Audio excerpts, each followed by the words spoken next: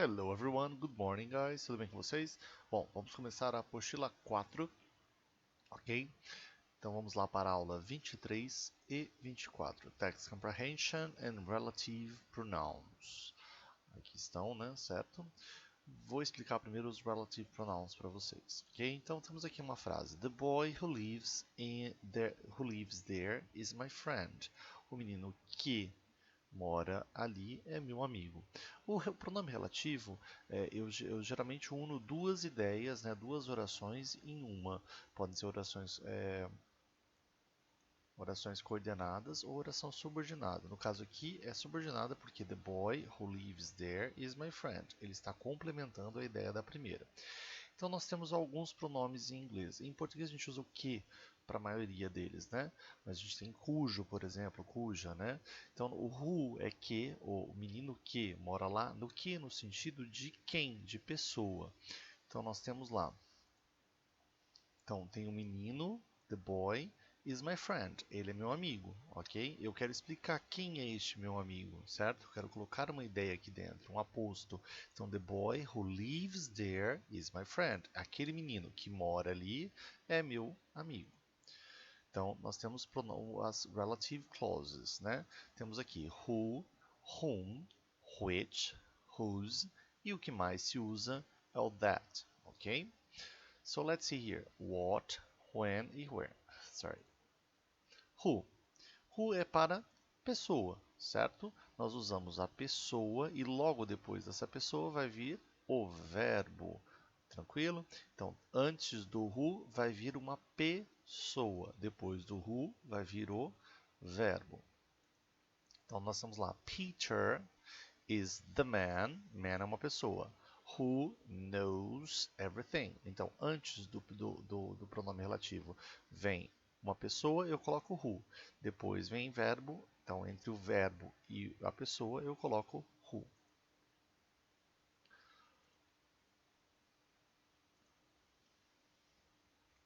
E se for outra pessoa, por exemplo,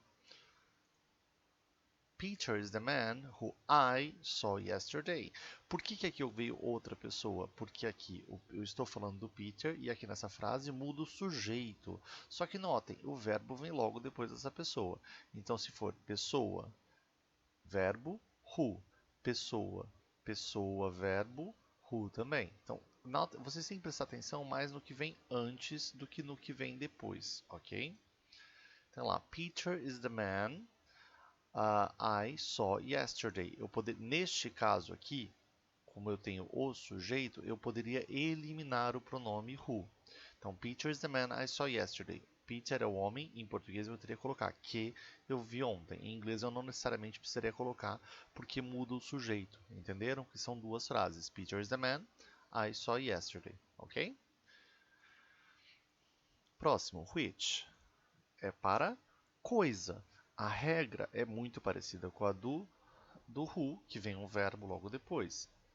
This is the house which was sold. Ó, notem, depois vai vir o verbo, só que antes, em vez de pessoa, vai vir uma coisa, um objeto.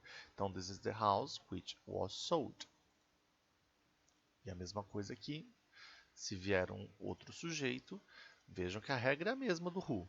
This is the dog, dog é um animal, não é isso? Which I found yesterday. Coloquei um sujeito, porque mudou do sujeito aqui, né? Porque aqui ele faz o papel do sujeito, aqui é outro sujeito. Então, this is the dog which I found yesterday. Então, lembrando, antes vem pessoa, who. Antes vem objeto ou animal, which. This is the dog I found yesterday. Neste caso, poderia eliminar assim como who. Whom. Pessoa, pessoa. Verbo. Então, ó, the man whom I referred is. O homem do qual. Então, este aqui é do qual ou da qual. Então, o homem do qual eu me referi ontem, né? Me referi está aqui. Então, do qual, whom. É muito fácil. The man, aí neste caso, porque muda de sujeito, o the man é um sujeito e I é outro, eu poderia falar the man I referred is here. Então, notem, quando tiver o sujeito aqui, para que faz referência ao verbo, eu posso eliminar o pronome. Agora eu posso também colocar uma preposição. The man to whom I referred is here. Ao qual eu falei, né, está aqui. Tanto faz o whom or to whom. Whose tem um substantivo e um substantivo e o verbo. Então, por exemplo, look at that couple whose car is broken. Aqui eu tenho uma pessoa, né, um substantivo, ou uma casa, pode ser uma casa, por exemplo. The couple cujo carro está quebrado. Aqui esse whose faz o papel de cujo ou cuja, ok? Então nós vamos lá, indica posse. Então o carro, o casal cujo carro está quebrado. Então este faz o papel de cujo. The girl whose house is new. Notem, gente. Ai, qual é a dúvida, teacher? Porque aqui é couple, é gente. Eu coloco who? Não, mas aqui não vem verbo nem pessoa, gente. Aqui vem um substantivo. Ó, aqui vem uma pessoa, mas logo depois vem o substantivo. Não vem nem o verbo nem a pessoa. Entenderam? Então, na hora de fazer a prova, por exemplo, é só observar o que vem antes e o que vem depois. Não decorem só o que vem antes, porque o depois também vai fazer diferença. Se você decorar, se vem sujeito, eu coloco who. She's the girl whose house is new. Não, this is the girl whose house is new. What? Tell me what to do. Me diga o que fazer. Aqui é no sentido de o que mesmo, né? Me diga, né? Call me when you need. Me ligue quando. Aqui no sentido de quando mesmo. Não vai fazer diferença do que a gente viu na aula passada. Where I'll be, where you are. Então nós temos aqui a tabela principal dos substantivos. Who é quando vem pessoa ou verbo e verbo. Quando vem pessoa, pessoa e verbo, o who é opcional. Whom é pessoa ou preposição, pode ter ou não preposição e pessoa e verbo, no sentido de do qual, ao qual. Animal ou coisa, which mais verbo. Animal ou coisa opcional, pessoa, se tiver pessoa e o verbo. Isso, o whose, se tiver substantivo e substantivo. O that, ele vai substituir o who, vai substituir o whom e vai substituir o which. Ele substitui os três. Ok? Só que o que acontece? Numa linguagem mais culta, eu não vou usar o that. Eu dou preferência para esses aqui. Tranquilo? O que, aquilo que, quando, onde, é isso. Fácil. Agora vamos lá para a apostila. Vamos lá. Aqui nós temos as preposições, ó, who ou that, ó, man, homem, verbo, ok? The man at, ó, preposição, whom you are, não é isso? The car, which, carro, coisa, verbo, pessoa, substantivo, tranquilo? The town, a cidade, cujas as casas, né, as casas pertencem à cidade, cuja, ok? Desenvolvendo habilidades. Então vamos lá, texto para as questões de 1 a 10. Vamos ler esse texto. Google teaches machine to become more fluent translators. Vocês sabem que os tradutores automáticos eles funcionam bem como um tradutor, como um dicionário, mas na hora que você coloca uma frase, ele pode se confundir no meio do caminho, certo?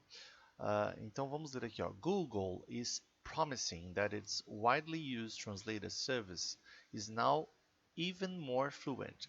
Então o tradutor está mais fluente.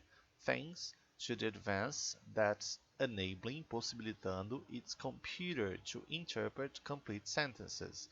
Isso é que ele usa a inteligência artificial para ir vendo, porque ele vai testando as várias traduções.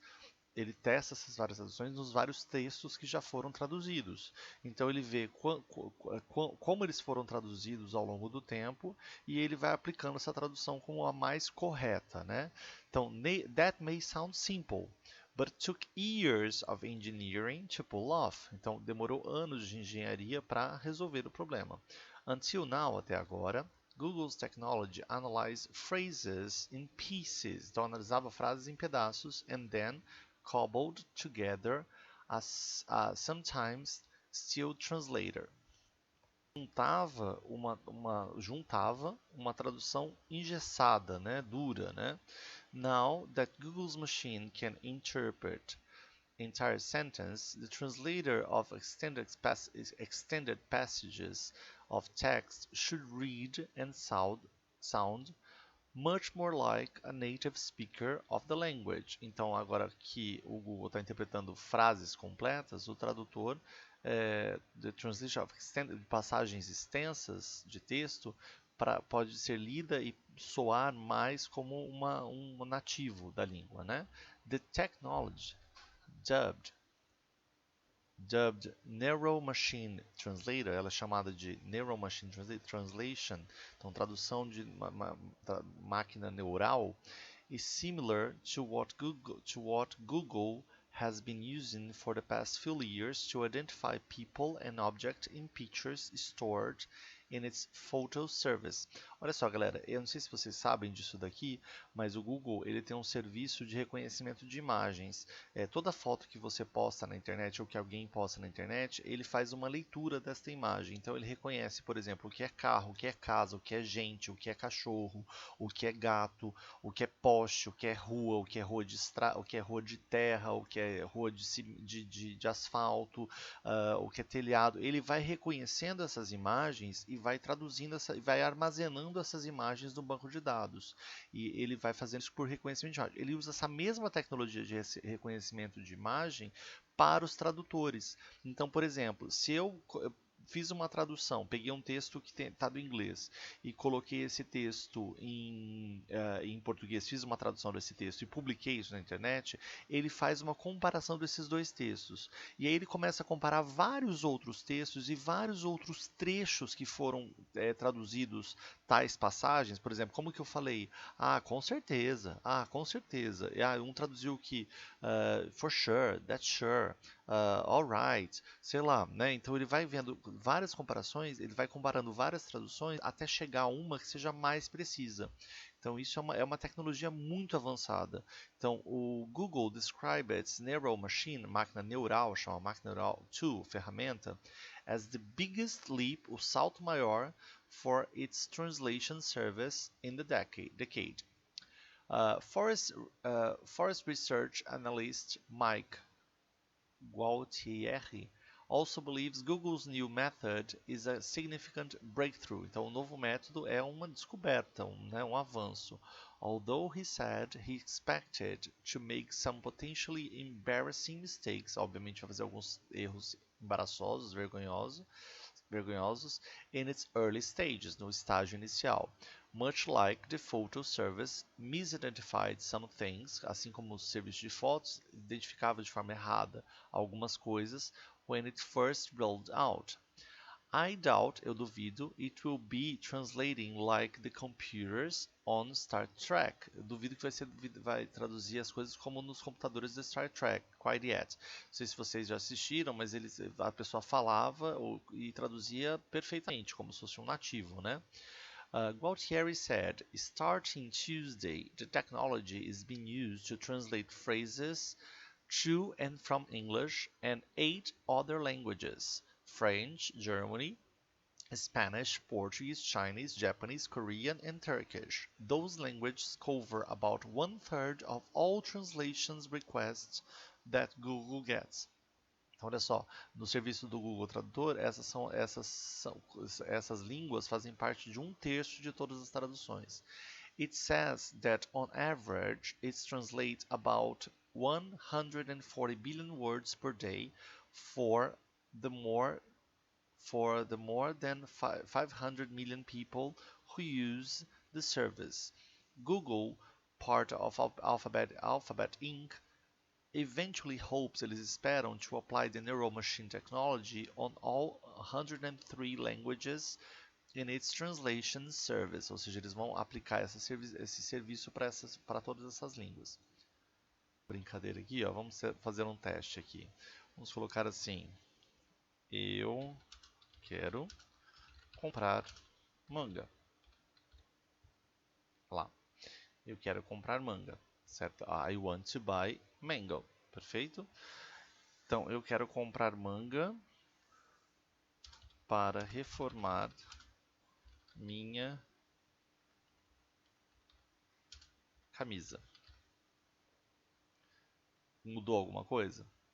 Não mudou, né? Obviamente que esse mango está errado. Mas eu posso, por exemplo, alterar. Ó, olha aqui. ele mostra outra opção. Vocês estão vendo? I want to buy my shirt sleeve to reform. Reform tá ótimo, né? Entenderam? Eu posso melhorar essa tradução. Por exemplo, se eu faço isso aqui, se eu melhoro essa tradução, eu faço, ó, será usada para melhorar a qualidade da tradução e poderá ser exibida a outros usuários. Se eu faço isso, quando alguém fizer uma pesquisa parecida, isso vai aparecer para as outras pessoas. Então, a partir dessas traduções, também dessas traduções aqui, ele vai armazenando e vai fazendo as correções necessárias para melhorar o programa. Ok? É óbvio que eu colocar um texto aqui para esperar que ele traduza perfeitamente aqui ou vice-versa, eu acho muito perigoso. Isso aqui eu uso, é super útil, desde que você coloque palavras, expressões pequenas, mas nunca coisa grande. Ok? Bom, então agora vocês vão fazer o exercício, né, de, aqui no caso, de 1 a 10, né, de 1 a 10. E aí a continuação é sobre os pronomes relativos. Eu vou colocar mais alguns exercícios de pronomes relativos no formulário para vocês fazerem, ok? E além disso, vocês vão fazer a tarefa mínima da aula 23 e da aula 24, ok? Qualquer dúvida, eu estou no WhatsApp, ok, guys? See you, bye bye!